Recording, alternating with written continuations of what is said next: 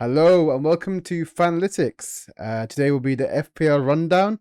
We'll be talking about game week 6, how our transfers went, how our team went by, and what we're going to do for game week 7. So Matt, let's start off with you. What was your transfer first? Last week I took out Perisic and brought in Cancelo, which was actually a good move in the sense that Perisic didn't get the start against Fulham. I kind of anticipated that might happen, and I actually thought Villa away was quite a nice matchup for City. Unfortunately, Bailey actually decided to produce. I know he actually done something, but it's still okay because long run having Cancelo in the team, I think, is a decent shout. Yeah, definitely.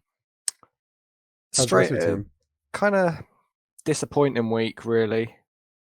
No one really went off. I mean, Haaland is almost like set and forget captain at this point. Had a couple of other contributions. Saka got his first goal of the season, so there was bright spots. Decent score of 51. Another bench score there. Do I see? Yeah, 8 points.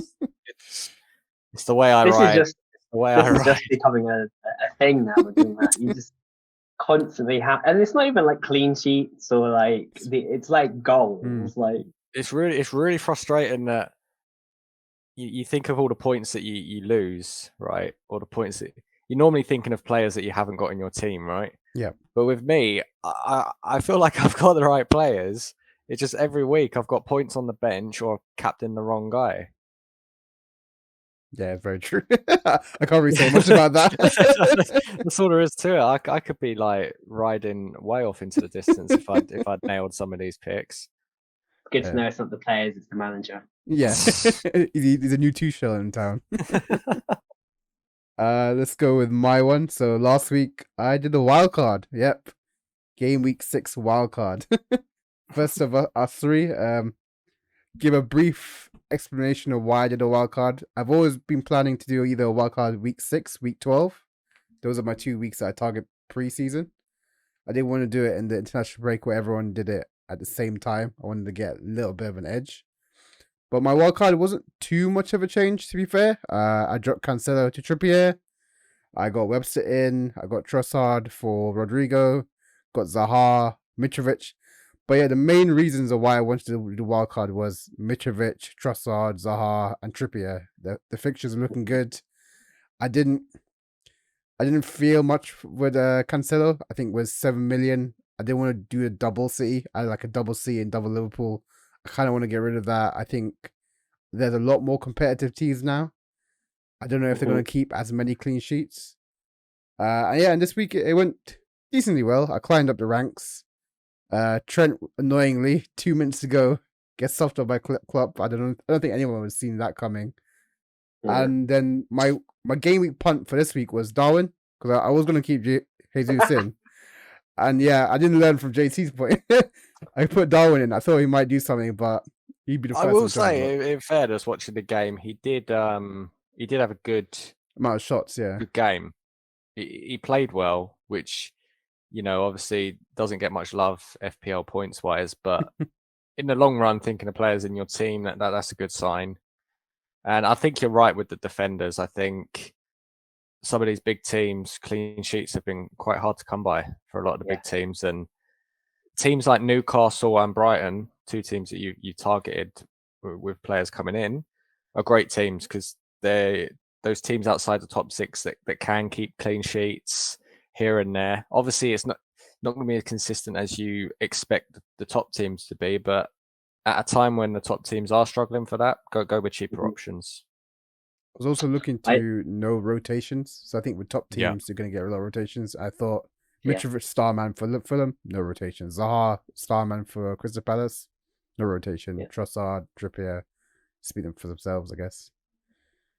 I really like that you did a wild card and only had like a kind of a select few of players to take out. You clearly had people you want to target, and you said that's enough for me to take out a wild card. Like, as we know, because of the World Cup and unlimited transfers during that time, like now's a good time to use your wildcard to get that advantage, as you said. And like, to be honest, I think you made like great picks. Like Trossard played really well. I think he did great for Brighton, to be honest. Along with Gross.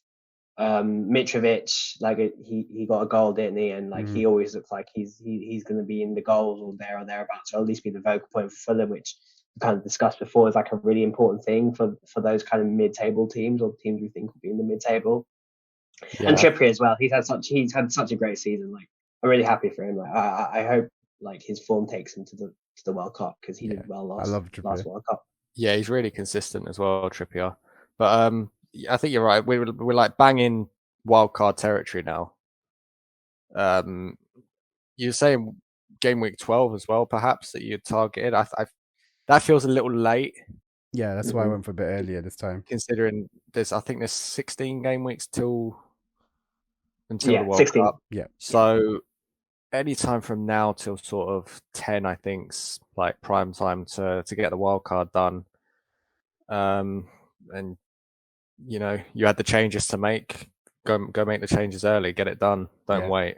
I think one point I want to touch on the wild card. I was talking to JC on the weekend about this. Is I did the wild card as soon as I could. Like I wasn't waiting for results. I literally pressed the wild card. Yeah.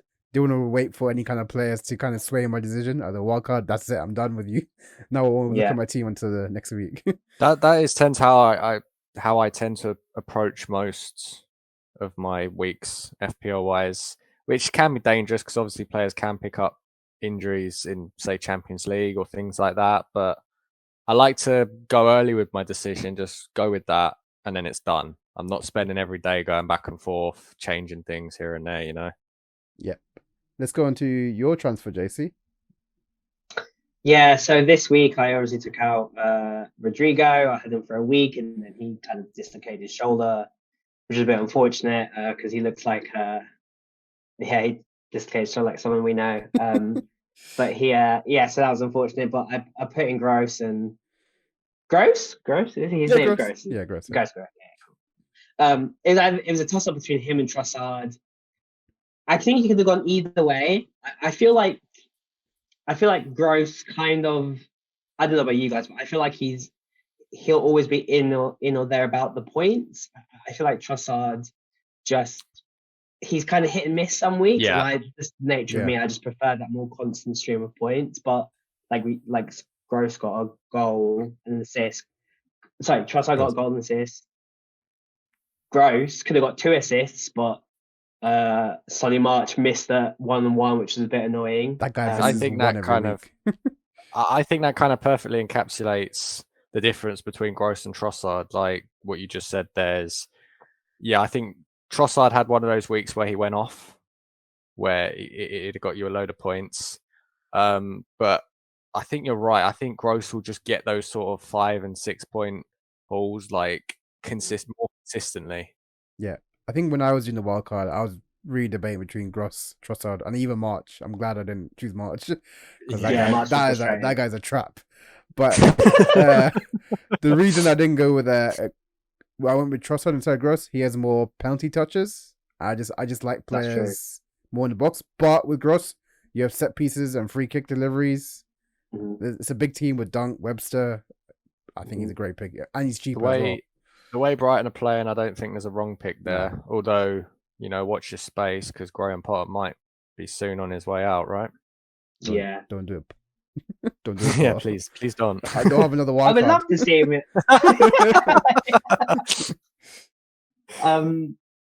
But yeah, like other highlights, Tony, thank God, finally going up there with the goals. He should have got at least 2 against Everton. Like it's good to see him in amongst the goals, and I think what I liked about him in the game, and obviously this is Leicester, so take it with a pinch of salt, but he scored from a penalty, he scored from a free kick, which was pretty good to see, and got like a nice little tap in at the end. So I was thinking about this on the weekend. Like I really think he should get into the World Cup squad because he's just phenomenal. Like I think outside of Kane, he is, in my opinion, one of the most complete forwards, I would say. He can score from anywhere. Just does really bits for Brentford, I think. Yeah, I think I think when you're looking at like who are you going to bring alongside Kane, you're always thinking off the bench because he's not going to start any games. No one's going to start ahead of Kane for England. So you always think, what can they bring off the bench? And you just think someone like Tony, who's big, physical. It's just a nightmare for centre backs to deal with. That's not a nice thing to come off the bench. It's not necessarily about production because these players are only going to be on the pitch like 5-10 minutes if they get on it at all. So it's what can they give you in that time? And I think it could be properly awkward in that sense. Yeah, definitely. And we've got to consider Tammy Abraham. He's doing quite well for Roma. Yeah. But yeah, Tony is one of my favourite players. In terms of your team, JC, are you worried about Cucurella and James? Yeah, I don't think when we started the season we thought Chelsea would be leaking this many goals. Obviously, James can get a goal or assist from pretty much anywhere, so I'm not too fussed about him. Cucurella, as we said before, I don't really mind double defenses, but to make it worth it, you really need to get those clean sheets, to be honest. If you don't, I just don't really see the point of Cucurella. So, and there are other good options at that kind of 5 million price range, like Trippier's there. Couple of options elsewhere in the league, but I think Cucurella, if he even survives this manager change, I don't know what's going to happen. Is probably one of the close on my chopping board, to be honest. Yeah, if it is Graham Potter, you'd think he likely would survive it because he obviously had a great season for Brighton under Potter last season. But I think you're right. James still feels like a safer option. This is kind of what you get from Reece James. It happened last season.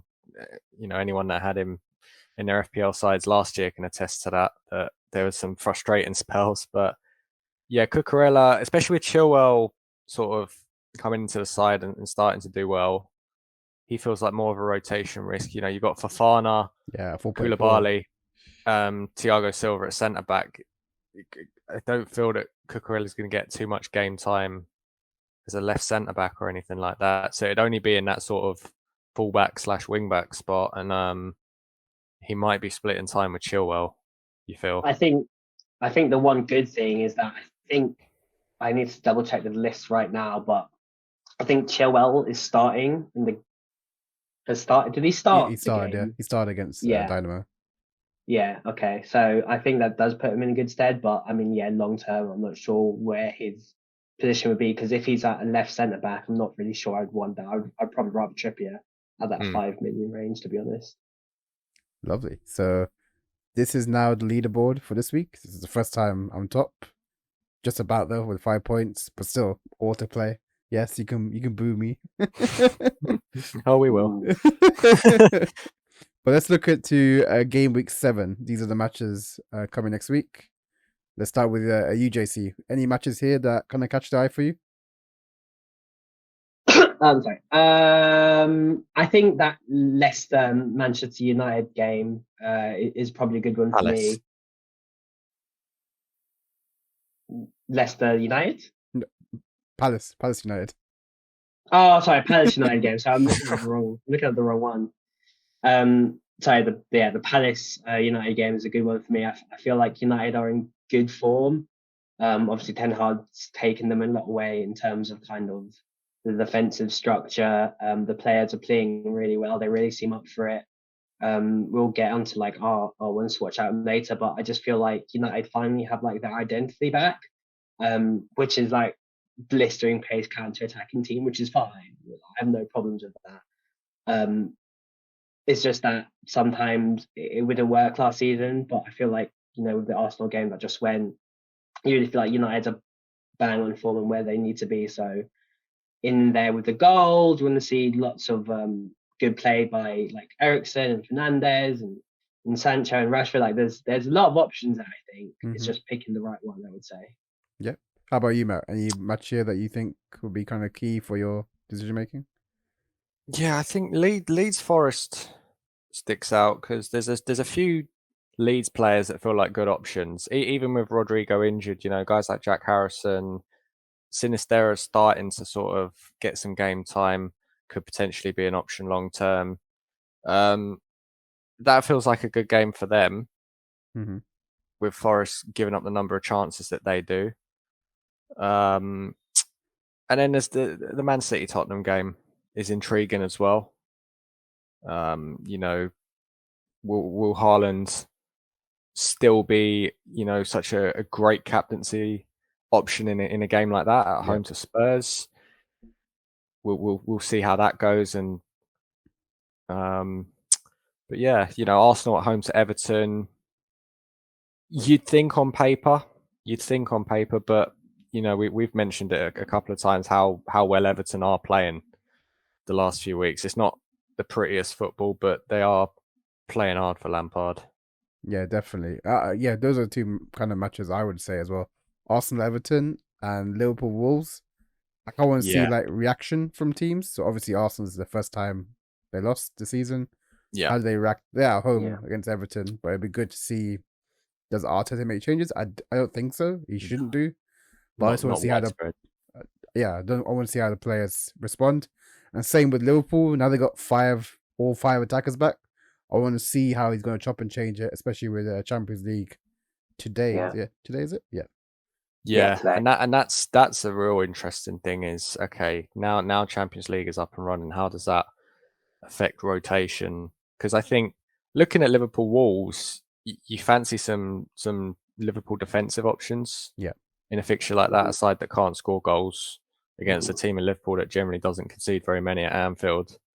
But guys like, you know, Alexander Arnold, did they get rested? Did they start to get rested in at this sort of time? He came off before the hour last week, so we'll see. We're gonna find out a lot next few weeks. Yeah, I also think that like just to follow up on Matt's point, just it comes in like how much like people's squad knowledge in like these mid-table teams come in. Like as we said, like there'll be lots of rotation, Champions League games, EFL games, like your Harrisons, your Zahas, your Trossards, your Grosses, like all these players have become really important. So I think it's super important to be keeping an eye on these mid-table teams to see which ones are being healthy, which ones are unfit, which ones playing, like the fixtures, like all of it was going to be really important because we've got a really tight schedule in the next couple of weeks in terms of. Yeah, and this is where performance comes into it. It's not, don't just be too reactive in terms of, oh, this guy lit it up last week at FPL, got a massive haul. You know, sometimes players are having great weeks, week after week after week, and they're just not quite getting those returns. But in the long term, those are the guys that you want in your team, because they will haul eventually. Mm-hmm. Let's start with your one to watch, JC. Who is it? So for me, it's Rashford. He had a great game against Arsenal. I think it's one of those matches where United played in almost the perfect way to combat the strengths of Arsenal. Obviously, United won, which was great. Rashford, I think, finally got the end of a couple of these like defense splitting balls to score a couple of goals. Obviously, he's got 3 goals and 2 assists during the last 4 games, 2.8 combined XG and XA, and also kind of facing a Crystal Palace team that are kind of letting in the goals or at least letting in the attempt with a 10.4 expected goals allowed. So I think for me, what was really good to see with Rashford is that he got his chance, he scored a couple of goals, and then all of a sudden, that's when you see him driving into the box. That's when you saw the trick coming up. That's when you saw the progressive carries and the touches into the penalty box. Because I mean, say what you want about Rashford, I think ultimately he is at his core like a confidence player. And Yeah. so when he scores one goal, a whole bunch will come. And like I think in terms of United's fixtures and like obviously the next game being Crystal Palace, but also them having Leeds, which is always a goal fest. We'll see how that goes with Bielsa, but outside of that, we also have Everton in 4 weeks' time, game weeks' time. So I think Rashford, if he can continue this form and carry on that confidence into the next couple of games, I would not be surprised if he gets something. Yeah, I think most players are confidence players, and when you've had as bad it was a lack of confidence for a massive stretch with Rashford. It wasn't just like a couple of months where he just struggled. It was a long time. And yeah, you're right. A couple of goals now, a couple of assists as well. We might start to see him back to his best. And I quite like his assists. Those are tight positions he got into last season, and he didn't have the vision, or he wasn't confident to look around or pause and think. So, like, both of the times he just slipped in Sancho, and then this game against Arsenal, he slipped in Anthony. That's what I quite like to see. I do prefer him still on the left, but I guess without lack of striker options, I guess down the middle is fine until Martial comes back. Yeah, that's the one thing I wanted to bring up as well. This is all kind of dependent on what happens with Martial, because obviously Martial's going to play on the wing. Rashford might not even get onto the pitch if Martial's is fit. So it's kind of all dependent on him really. But yeah, I mean, I guess the point is, United are playing really well. There's kind of a good few options there. I think Rashford is just one of the picks for me. Yeah, definitely. I can see that. For me, I'm choosing Son. He's not doing that well this season. Minus 2 XG, no goals, the highest difference out of all players. But he's had some success against Man City, 4 goals, 3 assists in his previous 12 games against them. And Spurs are just like the perfect transitional team. And we saw how Man City got hurt by Newcastle with Saint-Maximin. We saw them hurt by Zaha, and we saw them even the goal that Bailly scored. Ramsey kind of drove into that left-hand side and then put the cross in.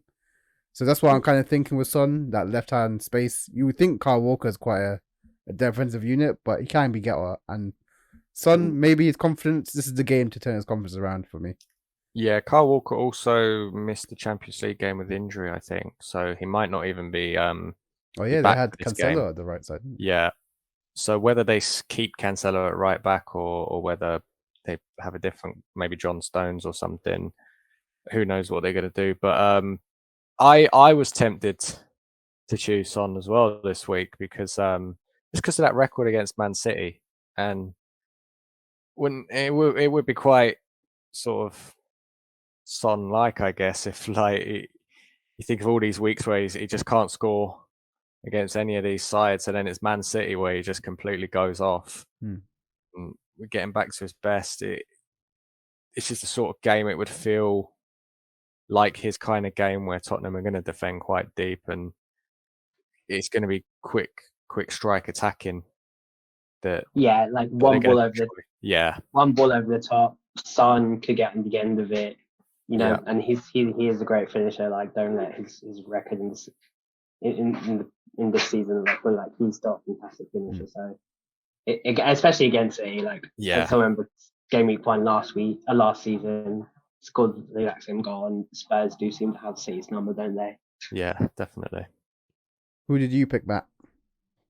For my one, I also was thinking of the Palace United game. I've gone with Will Zaha. 4 goals in 5 games that he's played this season. Palace have only scored 7, so he's a key part of that team.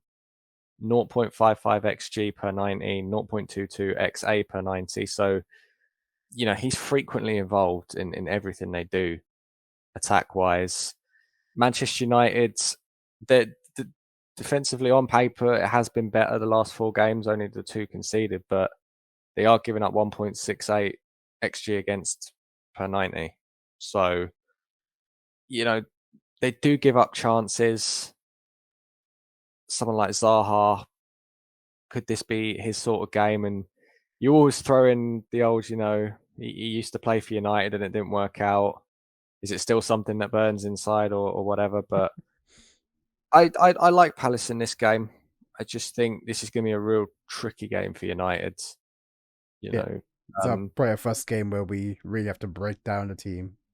Yeah, because Palace aren't going to play the kind of game that I think United are quite comfortable letting the opposition play at the moment, where they can be the team that plays in transitions. Palace won't let them do that. Palace likes playing transitions themselves, and I think it has been an awkward thing for United in general over the last sort of year and a half when they come up against teams that also like to sort of play counter-attacking football. They tend to be quite messy games. No team really able to control or things like that. So I like Zaha in this one. Yeah, I could see him thriving, to be fair. I think he's done quite well against Man United from what I recall. I don't have the stats, but I always remember him at least terrorizing our right backs. Yeah, I mean, Yeah. Zaha, he doesn't feel... he's fixture-proof. He is Yeah. fixture-proof. He often turns up for Palace in big games where perhaps they need him to be the guy that pulls something magic out the bag for them. He's so often been that for them, so I love him in big games like this. Okay. JC, what was your transfer this week? So for me, I've not done my transfer just yet, but I think Neto out. My boy Neto. Oh my god. Even me, the Neto #1 Neto fan, cannot take this anymore. That train left the station like 5 weeks ago. I'm not even on the last train. I'm on like the next day's train. I still think he's a great player. I do like him. I do love him. I do think he's a great. I just think it's a combination of one. Wolves don't really have that upfront guy. Yeah. Even with the signings just yet, so the XA isn't really there. He's never really been a goal scorer, so the goals won't be there. And then at 5.5 now he's like 5.3 or whatever. But now there are just better options. So for me, and for context, I'm thinking of doing my wildcard pretty soon, like we've discussed. So I'm really going in for those like 1-2 game week looks, and then for me, I wanted to pick out a Leeds, a team that was playing a slightly weaker team. So obviously Leeds have got Nottingham Forest. Nottingham Forest, yep, sorry, and they've been leaking goals, or at least the XGA. And Leeds have been doing pretty well in the goal scoring, actually, even with Bielsa's loss. So obviously with Rodrigo going out, there's not really that option there. Bamford, I don't know. I don't really think he's an option for me, to be honest. He missed an absolute howler last week, so that just put me off. So for me, I think I'd rather go with the good old XG plus XA formula and go with the highest and go with Harrison. I mean, like we've discussed before, he has really stepped up his game since making his move to Leeds official, playing on that advanced kind of left wing / left attacking mid role. He's just great, isn't he? Like he can dribble the ball into the box. He's always there with in and around the penalty box touches. I think, like most players in his bracket, he can be quite hit and miss, but that's what you pay for like a 6 million midfielder. But really do like him. I think he's got a good opportunity in this Forest game for me. Yeah, I think Jack Harrison has really thrived with Leeds losing someone like Rafinha, where he would really sort of carry the attack on his shoulders. Things went through him more often than not. Harrison has thrived in this sort of second phase of Leeds where there's no Rafinha, and they've just got a bunch of really quite good attacking players. There's no one that's just utterly like sensational going forward. They've just got a bunch of good players, and he's stuck on that left hand side now. There's less sort of players being dragged all over the pitch in that man marking kind of system that they played before, and he just seems to understand his role and is making the most of it. Quite like he's on set pieces for that price point. He's on free kicks and corners, and like you said, he's a silky winger. And when he does haul, he just sometimes haul quite big. He normally gets goals and assists if it's a free scoring game for him. So I think he's a great pick. And definitely, Neto should have been gone ages ago. Yeah, Wolves just do not score goals. It's just you can't even consider Wolves attackers, I think, at the moment. No. I think I can't even watch them. Yeah, not true.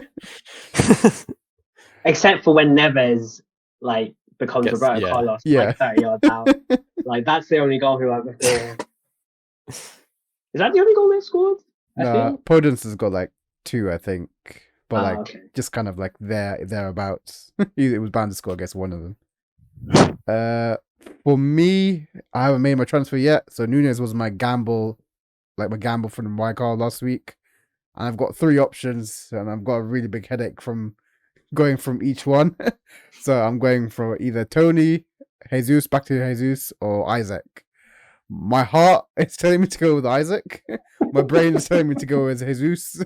And then something's telling me to go with a Tony. I don't know what it is. Is it It seems to be a bit lower. Yeah, maybe. But yeah, I think with Jesus, it's the ownership. He's still quite highly owned, and I feel like if he does that haul again, that 19-port haul again, I'm going to drop very much down. But on the flip side, Isaac's 4%. He does anything, and he's got better fixtures than all the other 2. So yeah, I'm muddled right now. It's a mindset thing. It's a mindset thing because yes, Jesus has high ownership, but I think you could trust that even if Jesus does haul in one game week, it might happen, but you can kind of rely on him getting a couple of blanks as well. He's not going to be someone that scores every week. You know, we've spoken about him being a sort of 15, maybe goal a season striker, something in that range. But I can see why you're going back and forth on these guys because you could make a case for all 3 of them, but honestly, you could see any one of them like blanking as well. Isaac, I think it's too soon. Maybe it's too soon. We just haven't got enough on him. How clinical he's going to be in this division, and I like Brentford's fixtures, and yeah, Share my headache. I think you've, especially because you've used your wild card now, I think you've got to think about the next 3 or 4, 5, 6 weeks rather than the shorter term plans that me and Matt are, because we've got our wild card to use, right? So, you know, if you're going to go with Jesus, okay, that's fine after Brentford. And to be fair, Brentford have been leaking goals, so I still think that's okay. They've got some tough fixtures: Tottenham, Liverpool, City, all in the last kind of until game week 12. Everyone's got him, so you know if he does haul, like you'll gain rank for sure, but also everyone's got him, so you know who knows if you'll jump up high. Brentford, they've got some decent fixtures, I would say, but as we said, I do love Tony, but he does miss some chances, and he can be hit and miss. I do like that he gets assists, though, Tony. That's true. Yeah, that is true. And what's his name? The Swedish striker, Isaac. Isaac. He's one great finisher, actually. Like he's a great finisher. I thought. Got a goal and 1 disallowed as well last week. I saw. Against, was it Liverpool? Liverpool, yeah. So and Newcastle do have some good fixtures. But then if you go with him, you're thinking about like your team structure. Like, do you have the effective ownership in your other teams to counteract the fact that he might not score just in case? If that makes sense. Yeah. But yeah, I think it's kind of you're in a separate situation from most of us, I would say. Yeah, so I'm gonna have a good hard think about this. My brain and my heart obviously saying 2 different things, but I think if I was to like put gun to head, if I was making a transfer right now, it'd probably to Isaac. I think. Really? Yeah, it'd be to Isaac. Yeah, like you said, as he's high ownership, but then at the same time, if he does haul, I'm not going to gain much from it. I could lose rank, but I do have other. Be positive. Yeah, high risk, high reward, really. Tony, just because the fixtures, I like them, but I think Isaac's fixtures are better. But yeah, if I got to head right now, it'd be Isaac. I could just make no changes, because what I definitely want is to have 2 transfers after the international break. So either I make a transfer this week or I make a transfer next week, and then have 2 for the international break in case anything happens, right? Yeah, that's a good point. You could always take a hit. That went well last time. I mean, it has gone well. It has over 6 weeks has gone well. How about you, Matt? What's your transfer? Yeah, I'm like Jay said, I'm kind of working week to week here, just waiting for the moment to pull the trigger on the wild card. obviously bringing Cancelo in last week, I doubled up on City defenders, and that didn't go so well for me. Mm-hmm. At home to Spurs is a tricky fixture for them, a fixture they've historically struggled in. So I thought I'll take out the slightly less likely to haul out of Cancelo and Diaz. Took out Diaz and brought in Robertson. I know Smikas has gotten a bit of game time, so they've already had that. They've already had that rotation. So I'm feeling that Robertson might come back into the team for the Wolves game. And Liverpool defenders against Wolves, that feels like an absolute certainty. Neves waiting. Yeah, Neves waiting. Neves is the only guy who's sweating when his 30 yards out rather than 3. Yeah, like we see like Neto and Podus inside the box. Matt's like whatever, and he sees Neves like 40 yards. He's like fuck. Yeah, I mean, I targeted Villa last week with a doubling up of City, so I'm targeting Wolves this week with a doubling up of Liverpool defenders. These are just, week to week things. I might even, take Robertson straight back out the week after if I don't wildcard. That's just where I'm looking right now, and hopefully that will pay dividends. Do you know what I like about this? Like, I think even though City conceded, you're still kind of going with like that good defensive structure. Like, I think even though you had double City defense, it was still a good option to have it, because let's be honest, like Villa's XG was like what, 0.3? I think they only had like 2 shots the whole game. Yeah. So it was still the right option to do. But yeah, you're just changing your players out in defense, right? So hopefully it works, and I think Robertson's still a good pick.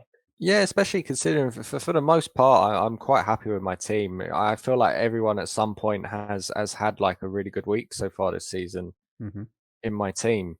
It's more just been me not being able to select the right 11 players at any given time, or captaining the wrong guys. That's really sort of undermined my total points, to be honest. So yeah, I'm happy right now, just targeting week to week and still trying to get a bit more information before I pull the trigger on the wild card.